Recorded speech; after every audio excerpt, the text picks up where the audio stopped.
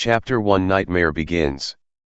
A frail-looking young man with pale skin and dark circles under his eyes was sitting on a rusty bench across from the police station. He was cradling a cup of coffee in his hands, not the cheap synthetic type slumrats like him had access to, but the real deal. This cup of plant-based coffee, usually available only to higher-rank citizens, had cost most of his savings. But on this particular day, Sonny decided to pamper himself. After all, his life was coming to an end. Enjoying the warmth of the luxurious drink, he raised the cup and savored the aroma. Then, tentatively, he took a small sip, and immediately grimaced. Ah! So bitter. Giving the cup of coffee an intense look, Sonny sighed and forced himself to drink some more.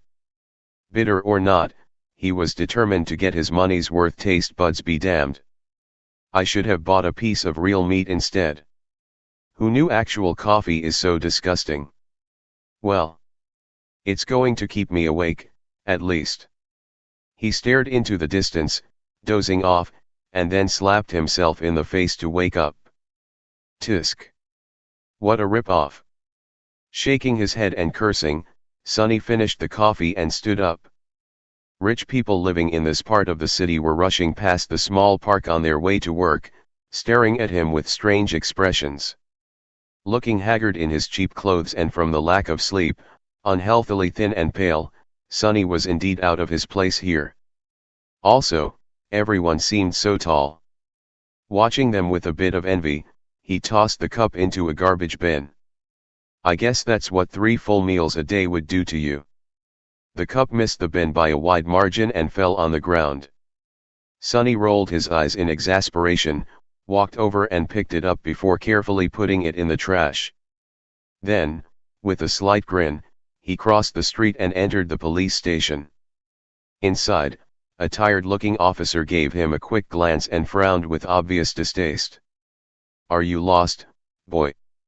Sonny looked around with curiosity, noting reinforced armor plates on the walls and poorly hidden turret nests in the ceiling. The officer, too, looked scruffy and mean.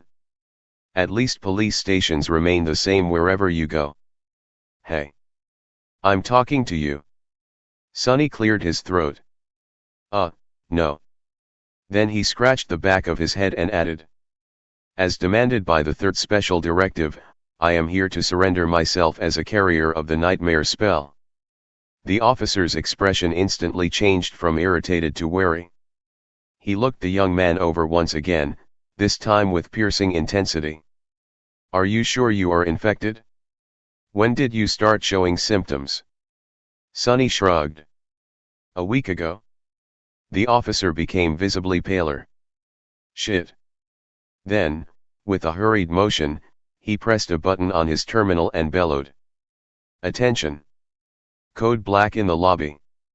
I repeat. Code black. The nightmare spell first appeared in the world a few decades ago. Back then, the planet was just starting to recover from a series of devastating natural disasters and subsequent resource wars. At first, the emergence of a new disease that caused millions of people to complain about constant fatigue and sleepiness did not attract a lot of attention. But when they started to fall into an unnatural slumber, with no sign of waking up even days later, governments finally panicked. Of course, by then it was already too late, not that an early response could have made any difference. When the infected started dying in their sleep, their dead bodies turning into monsters, no one was ready. Nightmare creatures quickly overwhelmed national militaries, plunging the world into complete chaos. No one knew what the spell was, what powers it possessed, and how to fight it. In the end, it was the awakened, those who survived the first trials of the spell and came back alive, who put a stop to its rampage. Armed with miraculous abilities earned in their nightmares, they restored peace and created a semblance of a new order. Of course, it was only the first of the catastrophes brought upon by the spell. But as far as Sonny was concerned, none of it had anything to do with him, not until a few days ago, that is, when he first started having trouble with staying awake. For an average person, being chosen by the spell was as much of a risk as an opportunity. Kids learned survival skills and fighting techniques in school, on the off chance of being infected. Well-to-do families hired private tutors to train their children in all sorts of martial arts. Those from the awakened clans even had access to powerful legacies, wielding inherited memories and echoes in their first visit to the dream realm. The richer your family was, the better your chances of surviving and becoming an awakened were. But for Sonny, who had no family to speak of and spent most of his time scrounging for food instead of going to school, being chosen by the spell presented no opportunity at all. To him, it was basically a death sentence. A few minutes later, Sonny was yawning while several policemen were busy putting him in restraints. Soon he was fastened into a bulky chair that looked like a weird mix between a hospital bed and a torture device. The room they were in was situated in the basement of the police station, with thick armored walls and a formidable-looking vault door. Other officers were standing near the walls, with automatic rifles in their hands and grim expressions on their faces. Sonny did not particularly care about them. The only thing he could think about was how much he wanted to sleep. Finally, the vault door opened, and a gray-haired policeman walked in. He had a seasoned face and stern eyes, looking like someone who had seen a lot of terrible things in his life. After checking the restraints, the policeman glanced quickly on his wristwatch and then turned to Sonny. "What's your name, kid?" Sonny blinked a few times, trying to concentrate, then shifted uncomfortably. "Sunless." The old policeman raised an eyebrow. "Sunless? That's a strange name." Sonny tried to shrug, but found himself unable to move. "What's so strange about it? At least I have a name. Back in the outskirts, not everyone even gets one." After another yawn, he added, "It's because I was born during a solar eclipse. My mom had a poetic soul, you see. That's why he got this weird-ass name, and his little sister was called Rain, back when she still lived with them, at least." Whether it was the result of poetic imagination or simple laziness, he did not know. The old policeman grunted. "Do you want me to contact your family?" Sonny simply shook his head. "There's no one. Don't bother." For a second, there was a dark look on the policeman's face. Then his expression turned serious. "All right, Sunless. How long can you stay awake?" Not long." The policeman sighed. "Then we don't have time for the full procedure. Try to resist for as long as you can and listen to me very carefully." "Okay." Not waiting for a response, he added, "How much do you know about the nightmare spell?" Sonny gave him a questioning look. "As much as anyone, I guess. Who doesn't know about the spell? Not the fancy stuff you see in dramas and hear in the propaganda broadcasts. I mean, how much do you really know?" That was a hard question to answer. "Don't I just go into the dream realm, kill a few monsters to complete the first nightmare, receive magic powers and become an awakened?" The old policeman shook his head. "Listen carefully. Once you fall asleep, you will be transported inside your first nightmare. Nightmares are trials created by the spell. Once inside, you will meet monsters, sure, but you will also meet people. Remember, they are not real. They're just illusions conjured up to test you." "How do you know?" The policeman just stared at him. "I mean, no one understands what the spell is and how it works, right? So how do you know that they're not real? You might have to kill them, kid. So do yourself a favor and just think about them as illusions." "Oh." The old policeman waited for a second, then nodded and continued. "A lot of things about the first nightmare depend on luck. Generally, it shouldn't be overwhelmingly hard. The situation you're in, the tools you have at your disposal and the creatures you have to defeat should be within the range of your abilities, at least. After all, the spell sets up trials, not executions. You're a bit disadvantaged due to, well, your circumstances. But kids from the outskirts are tough. Don't give up on yourself just yet. Sunny was getting more and more sleepy. It was becoming hard to follow the conversation. About those magic powers you mentioned, you will indeed receive them if you survive until the end of the nightmare. What those powers will be, exactly, depends on your natural affinity as well what you do during the trial. But some of it will be at your disposal right from the start.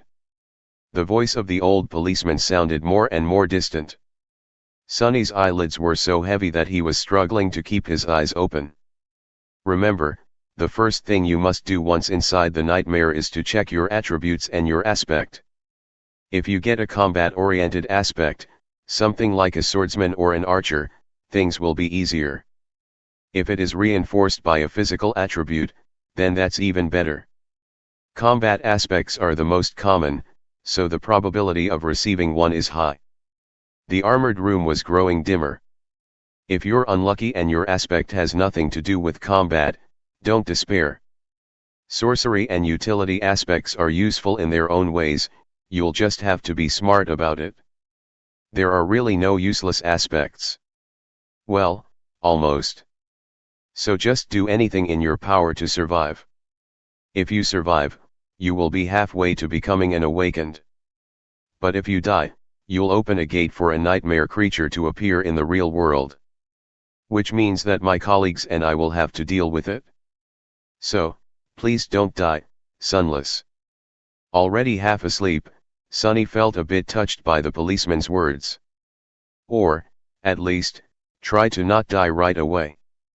The nearest awakened won't be able to get here for a few hours, so we would really appreciate it if you don't make us fight that thing ourselves. What? With that last thought, Sunny finally slipped into a deep slumber. Everything became black. And then, in the darkness, a faintly familiar voice rang. Aspirant. Welcome to the nightmare spell. Prepare for your first trial.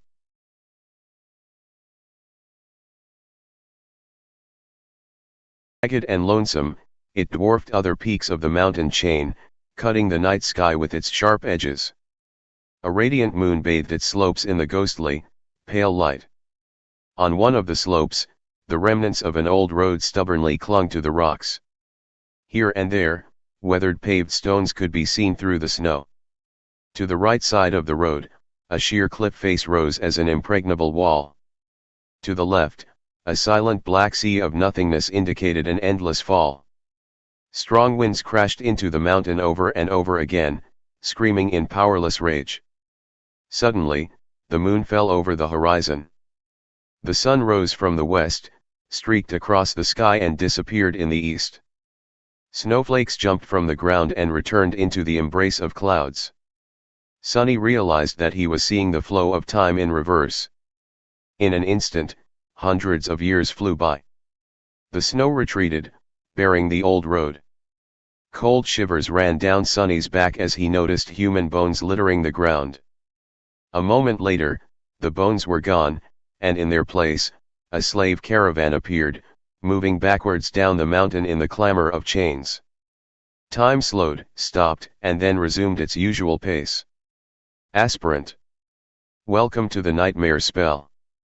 Prepare for your first trial. What the hell is this? Step. Step. Another step. A dull ache was radiating through Sunny's bleeding feet as he was shivering from cold. His threadbare tunic was nearly useless against the biting wind. His wrists were the main source of agony, badly hurt by the iron shackles, they sent a sharp pang of pain every time the freezing metal touched his broken skin. What kind of a situation is this? Sunny looked up and down, noticing a long chain winding up the road, with dozens and dozens of hollow-eyed people slaves just like him shackled to it at small intervals. Ahead of him, a man with broad shoulders and a bloodied back was walking with a measured gait. Behind him, a shifty-looking guy with quick, desperate eyes was quietly cursing under his breath in a language that Sunny did not know, but somehow still understood. From time to time, armed horsemen in ancient-style armor would pass by, giving the slaves menacing looks. However you judged it, things were really bad. Sonny was more bewildered than panicked. True, these circumstances were not like what the first nightmares were supposed to be. Usually, freshly chosen aspirants would find themselves in a scenario that presented them with a fair amount of agency. They would become members of privileged or warrior castes, with plenty of access to necessary weapons to at least try to tackle any conflict. Starting out as a powerless slave, shackled and already half dead, was as far from being ideal as one could imagine. However, the spell was as much about challenge as it was about balance. As the old policeman said, it created trials, not executions. So Sonny was pretty sure that, to counter this abysmal start, it would reward him with something good. A powerful aspect, at least. Let's see, how do I do this? Remembering popular webtoons he read as a child, Sonny concentrated and thought about words like status, myself and information. Indeed, as soon as he focused, shimmering runes appeared in the air in front of him. Once again, although he did not know this ancient alphabet, the meaning behind it was somehow clear. He quickly found the rune describing his aspect, and, finally, lost his composure. What? What the actual fuck? Name, Sunless. True name. Rank, aspirant. Soul core, dormant. Memories. Echoes. Attributes, fated, mark of divinity, child of shadows. Aspect, temple slave.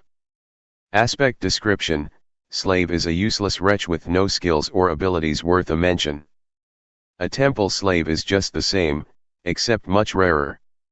Speechless, Sonny stared at the runes, trying to convince himself that he was maybe just seeing things. Surely, he couldn't be that unlucky, right? No useless aspects my ass. As soon as this thought appeared in his mind, he lost the rhythm of his steps and stumbled, pulling the chain down with his weight. Immediately, the shifty guy behind him screamed. "Whores bastard! Watch where you're going." Sonny hurriedly dismissed the runes, which were only visible to him, and tried to recover his balance. A moment later, he was once again walking steadily, however, not before inadvertently pulling on the chain one more time. "You little shit. I'm going to kill you."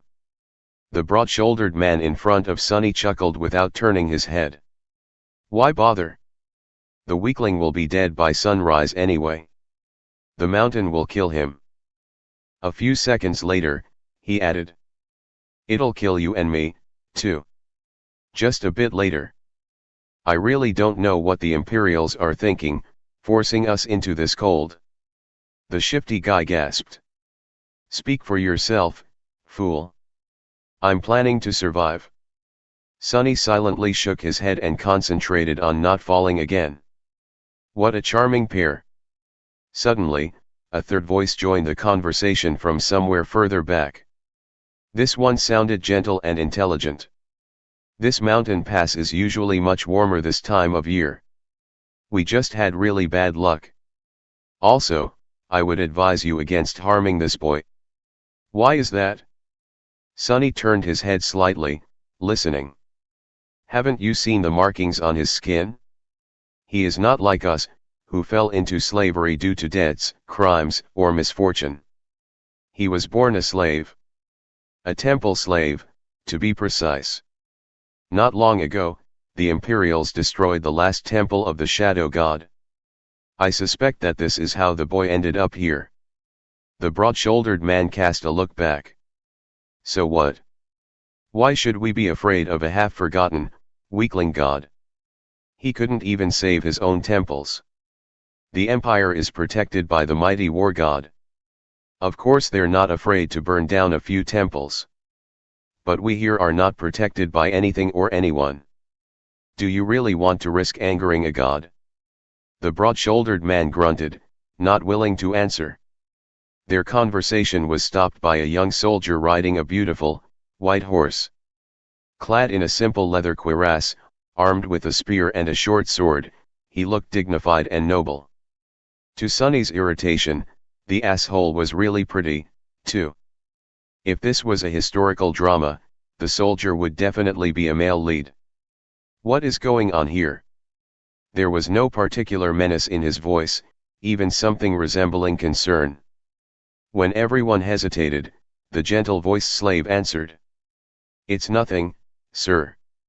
We are just all tired and cold. Especially our young friend over there. This journey is truly too hard for someone that young. The soldier looked at Sonny with pity. What are you looking at? You're not much older than me. Sonny thought. Of course, he didn't say anything out loud. The soldier sighed and took a flask from his belt before extending it to Sonny. Bear with it a little more, child. We will stop for the night soon. For now, here, drink some water. Child. Child. Due to his thin body and small stature, both caused by malnourishment, Sonny was often mistaken for someone younger. Usually, he didn't hesitate to use it to his advantage, but now, for some reason, being called a child really irked him. Still, he was really thirsty. He was just about to take the flask when a whip cracked in the air, and suddenly Sonny was in a world of pain. He stumbled, once again pulling on the chain and causing the shifty slave behind him to curse.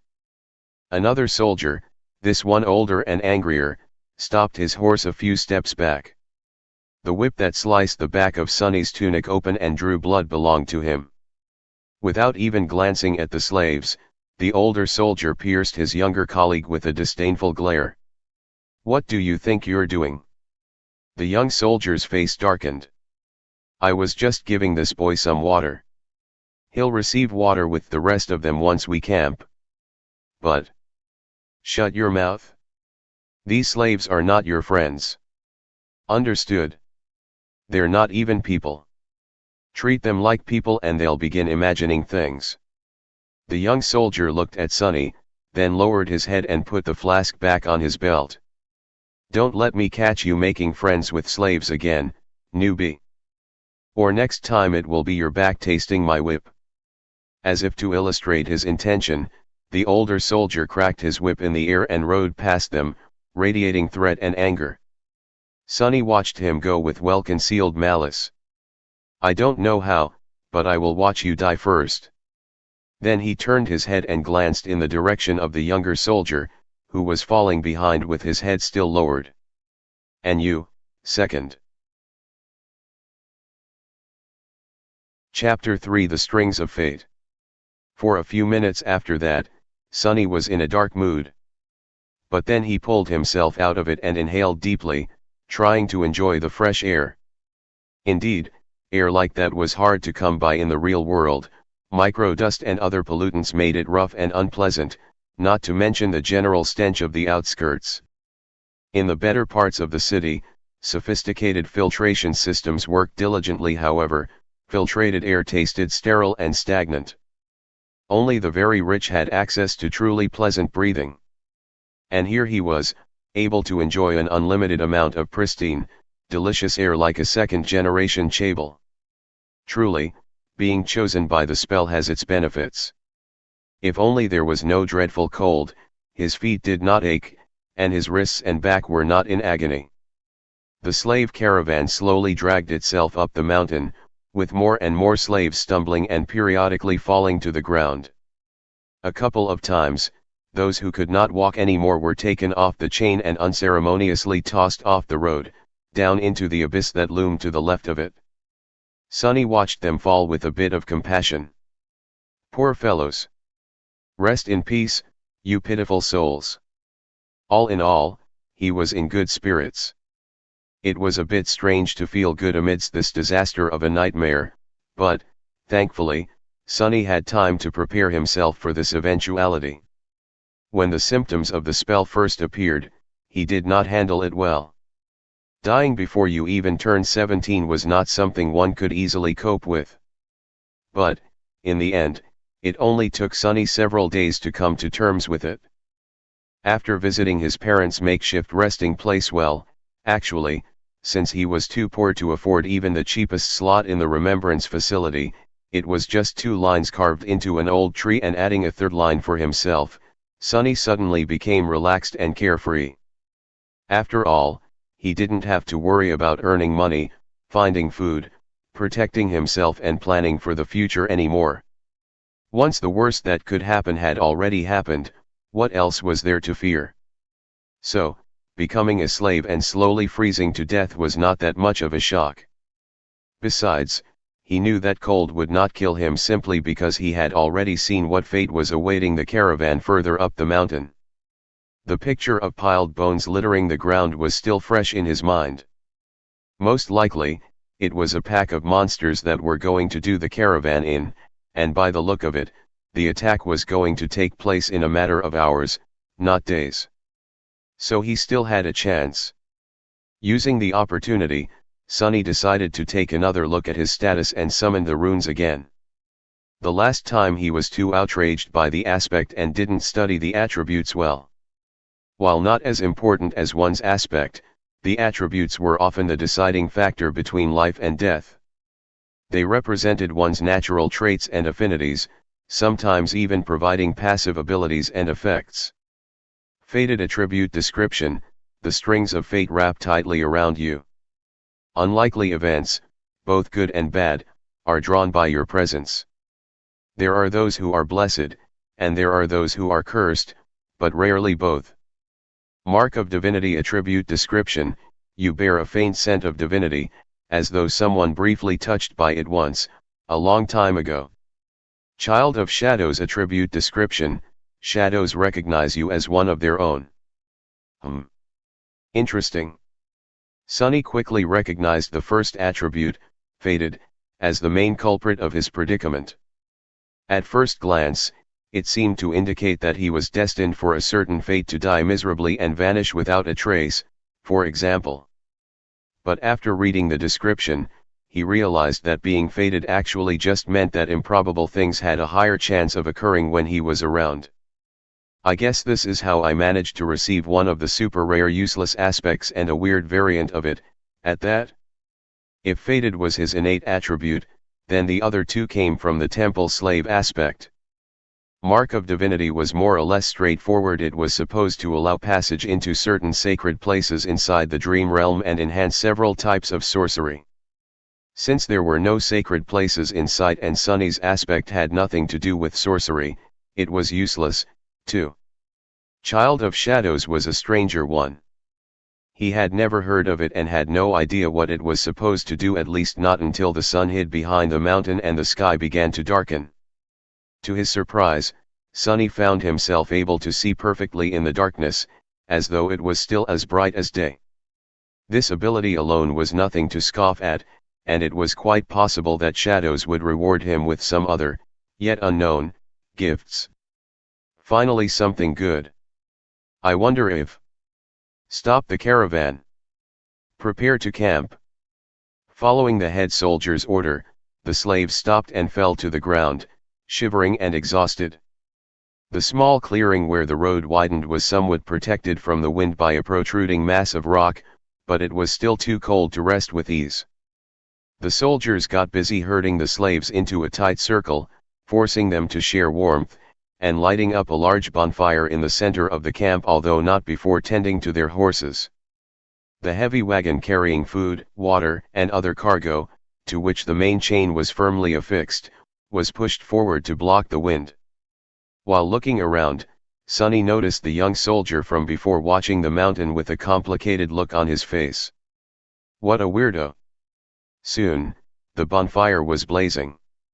The stronger slaves tried to find their way closer to the fire, while the weaker ones, like Sonny, were forced to sit at the outer end of the circle, with their backs freezing in the cold.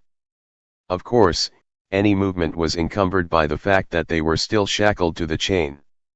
That's why the familiar broad-shouldered slave ended up just where he started despite all of his efforts to get closer to the flame.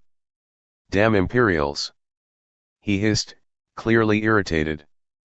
The soldiers walked among the slaves, giving them water and food. Sonny, just like everybody else, received a few sips of icy water and a small piece of rock-hard, moldy bread. Despite its unappetizing look, he forced himself to eat the whole thing, just to be left as hungry as he was before. By the looks of it, he wasn't the only one. The shifty slave that had been walking behind him looked around in anguish. By all the gods, they used to feed me better even in the dungeons. He spat on the ground, desperate. And most of us innocent men in the dungeon were there waiting to visit the gallows, too. A few steps away from them, where the paved road ended and sharp rocks began, a scattering of bright red berries were growing from the snow. Sonny had noticed them before, clustering here and there along the road, and even noted how pretty those resilient things looked contrasted against the white. The shifty slave's eyes glistened as he tried to crawl towards the berries on all fours. "I would advise against eating those, friend." It was the gentle-voiced slave again. Sonny turned around and finally saw him in the flesh for the first time. It was a tall man in his 40s, lean and strangely handsome, with the dignified look of a scholar. How a man such as him ended up a slave was a mystery. Yet there he was. "You and your advice again." "What? Why?" The scholar smiled apologetically. "These berries are called bloodbane.